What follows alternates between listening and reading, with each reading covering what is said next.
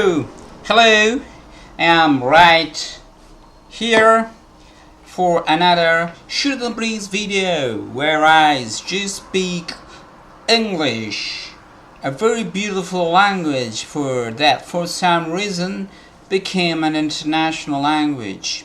Okay, this video is devoted to my students who want to listen to English, and maybe it's a way you're curious about my uneventful life, and I'm gonna speak about different things. I'm gonna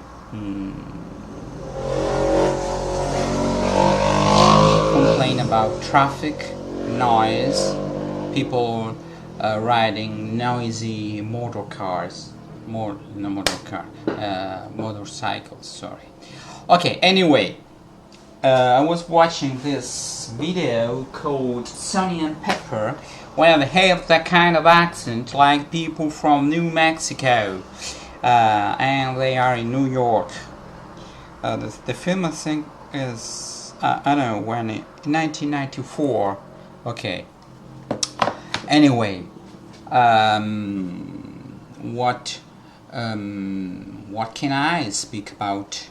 I've been ranting a lot about how people don't know shit about how to learn languages, how bad language schools are, how underpaid we are, how underpaid most of teachers should be because they don't know shit about languages, teaching languages, and there are no languages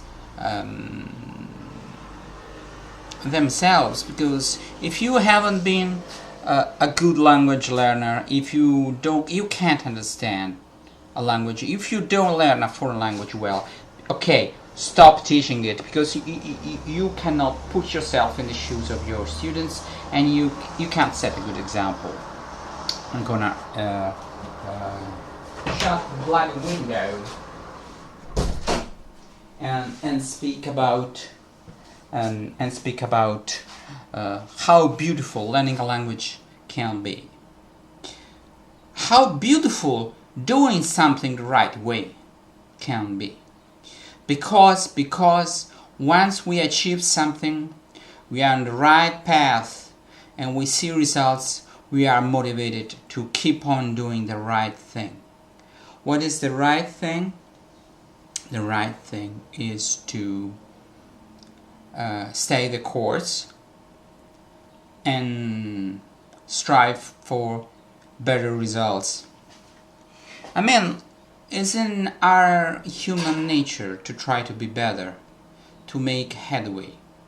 And to do that, we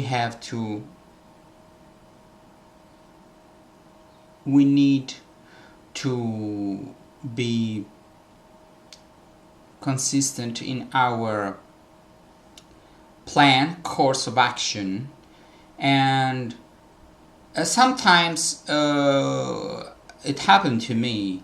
For example, I was trying to learn ancient Greek seriously, and now and then I stopped and then restart. Okay, this can happen. The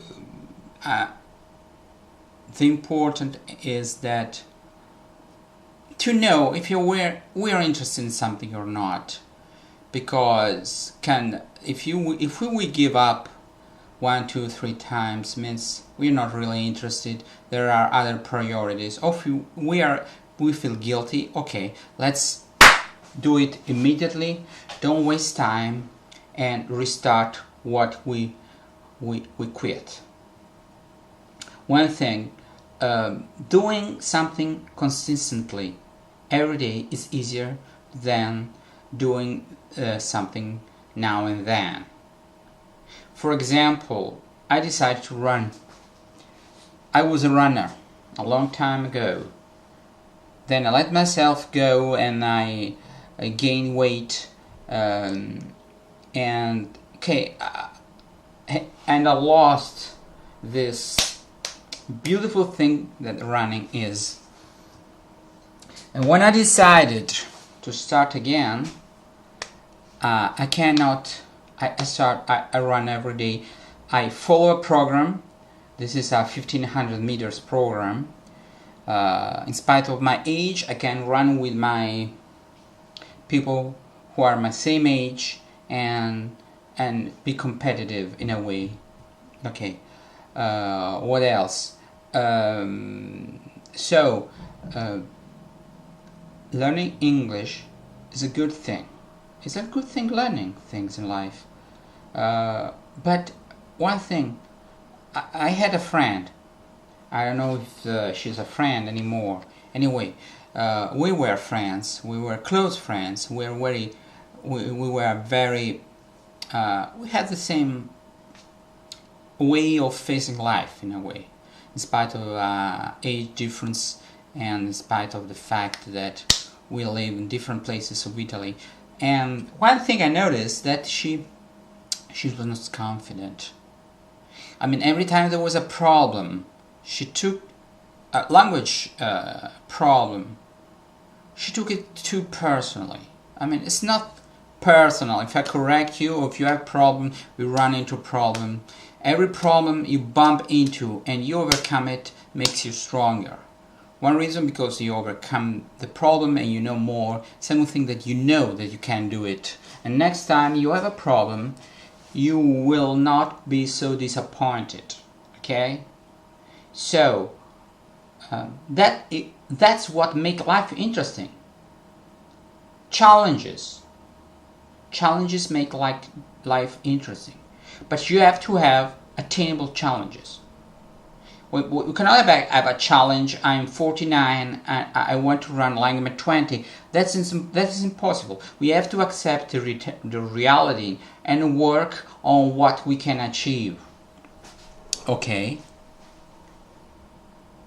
But we have to work hard. That is very important.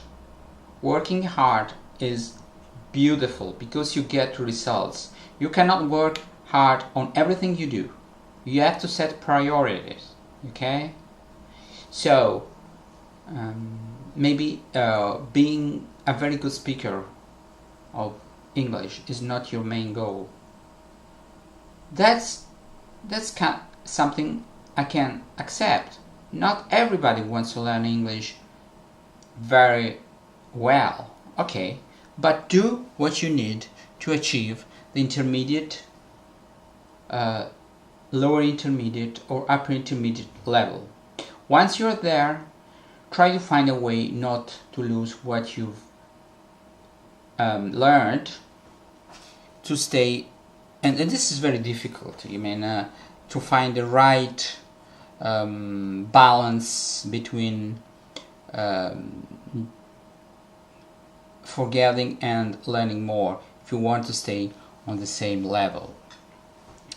Okay, another thing, once you get to use what you've been learning, that is good. That is good because when you use something, you're more motivated. My idea is the brain, your subconscious, understand this is important because I use it. And if you use something, you tend not to forget. Okay, that is another important thing. You see the thing not theoretical but practical, so you're more pushed to doing it every day. Okay, I haven't spoken about this. Another thing, this is very important, is to understand the flux of the language. This is something I know. People can understand English if they speak slowly, if they read it. One thing they don't have is the right, let's say, software, fast software in their brain that can decrypt language in real time. With this schwa sounds, do you know what I mean? Rock and roll of sound at the table. Well, all these schwa sound that are very common in English. If you're not used to these sounds, you don't understand. If you're not used to the differences between sit and seat, you cannot tell the difference. If you cannot see the difference between carp, cap, and cup, you cannot tell the difference. That's why I always stress at the beginning on basic sounds, on the sounds of the English language. Okay. Another thing I would say, try to do different things. Don't just watch videos. Once you are confident with sounds and you know how to more or less read English, I mean, you know the main pattern concerning English spelling and reading, you can start to read books. But read books for your level. Another thing I always stress, work around your comprehensibility level, not much higher, not much lower. Work around that. That is the level where you improve. Be proactive. Under-stress words you don't know, look up in a dictionary, and write the pronunciation, the usage of the word with examples. Don't write just one Italian translation. That's not right. You run a verb learner with a transitive, intransitive, a word is countable, uncountable, different meanings. What is the basic meaning? If there is a difference in the accent, in the pronunciation between British and American English, if there's a difference, the vocabulary tells you that. By a good vocabulary, and I recommend this. This is very good. There is a CD-ROM with everything pronounced, but don't get lazy. Try to read the sounds, the phonetical alphabet, which is a very useful thing. Don't be scared by the phonetical alphabet, IPA. That helps you. Okay? It's not a problem. The problem is the language. The IPA is a kind of solution facilitator.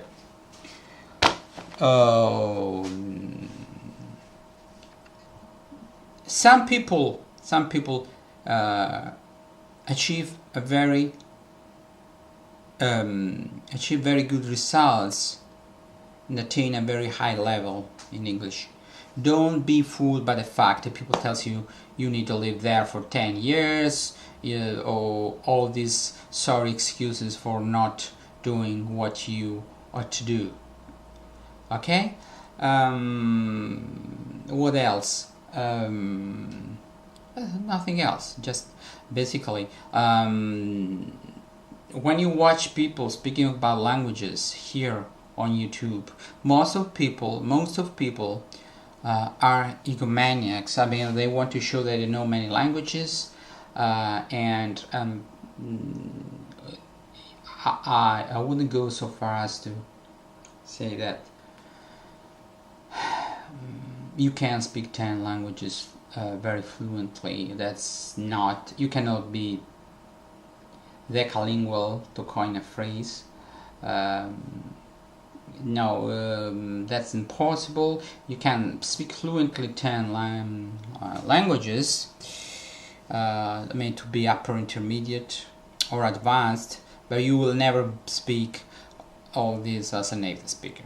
I have problems speaking two as a native speaker, English and Italian, in spite of the fact that I was born into these languages, and I still have problem with English and then sometimes with Italian, and I'm relearning modern Greek and a little bit, as I said before, ancient Greek, and it seems to me that I have a lot on my plate,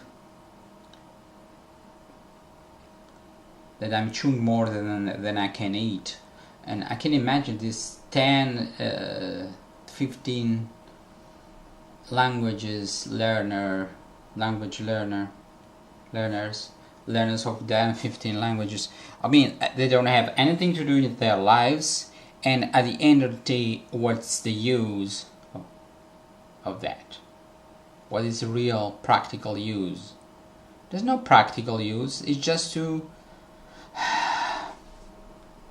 test yourself, just to show other people you can do that. It became like a mania to me. Okay, I try not to do that for musical instruments. I mean, I play several instruments, but because I really like them, just not to show off. Because sometimes I just don't show it off, because sometimes in a band they just play the trumpet and they don't even know they play the clarinet, the flute, or vice versa. Okay, that's it. Bye.